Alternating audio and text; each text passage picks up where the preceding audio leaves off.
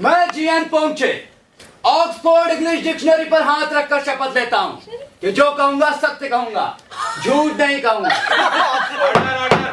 बालो, गीता किधर है? वो भूल गया, भूल से डिक्शनरी आ गई, कह देता हूँ। Order order.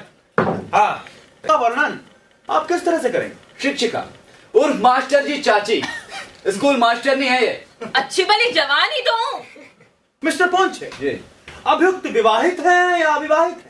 ये बात आप खुद अभियुक्त से क्यों नहीं पूछते? मैं आपसे पूछता हूँ, आप जवाब देंगे। लौकिक दृष्टि में तो अविवाहित ही कहा जाएगा। और अलौकिक दृष्टि में ऑर्डर ऑर्डर। मिस बेड़ारे, संयम और संयम के महत्व को ना भूलिए। हाँ। यू में कंटिन्यू। मैं अभी आया।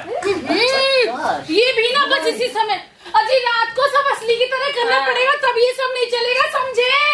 हाँ नहीं तो ये मिस्टर काशीकर भी बेवक्त अपने डफरी छोड़ देते हैं यार। हाँ, तो मिस्टर पोंच जी, अभियुक्त के नैतिक आचरण का आप अपनी दृष्टि से किस तरह से वर्णन करेंगे? सर्वसाधारण विवाहित स्त्रियों की तरह? कम से कम इस ट्रायल को तो आप सीरियसली कीजिए। मगर सर साधारण अविवाहित स्त्रियों का भी क्या जाने बेचारे आचरण वाचरण। नहीं अलग तरह का। मिसाल के तौर पर मेरा मतलब है कि अभियुक्त कुछ जरूरत से ज्यादा ही ये हैं। ज्यादा क्या है? पुरुषों के आगे पीछे कुछ ज्यादा ही रहती हैं वो। बेचारा पुरुष। मिस बेनारे, आपकी हरकतों से कोर्ट की बेअदबी हो रही है। कोर्ट की? वो तो वहां गए अंदर उस कमरे में, फिर उसकी बेइज्जती यहाँ इस कमरे में कैसे हो सकती है सुधार पे? आपके तो मुंह लगना ही बेकार है।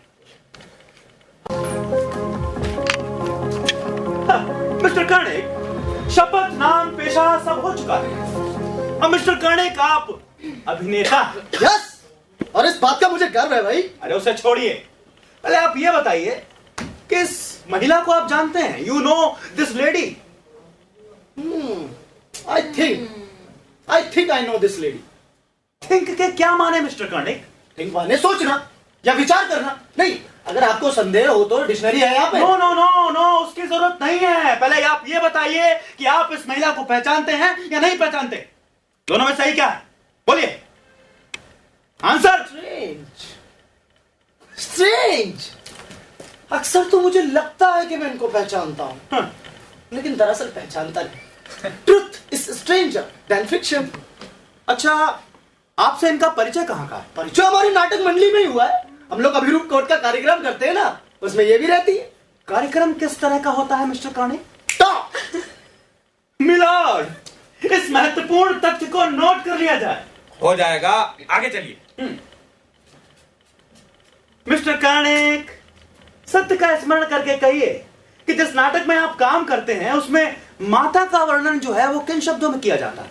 आजकल के नए नाटकों में तो वो रहता ही नहीं है।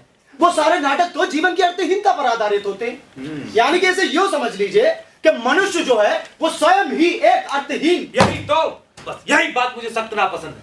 मनुष्य का कोई ना कोई ध्येय अवश्य होना चाहिए। बिना ध्येय के मनुष्य मनुष्य नहीं, चूहा है। अरे उसे छोड़िए, जरा सोच समझ कर जवाब दीजिए मिस्टर कर्णिक कि अगर आपको माता की व्याख्या करनी है अपने शब्दों में तो आप किस तरह से करेंगे?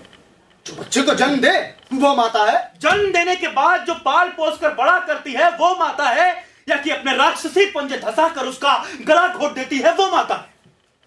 इन दोनों में से कौन सी व्याख्या आपको ठीक लगती है मिस्टर कर्णिक? व्याख्या दोनों की ही ठीक है, क्योंकि जन्म तो दोनों ही माताएं अपने बच्चे को देती हैं। मिस्टर कर्णिक, मातृत्व के अर्थ क्या है? बच्चे को जन्म देना। तो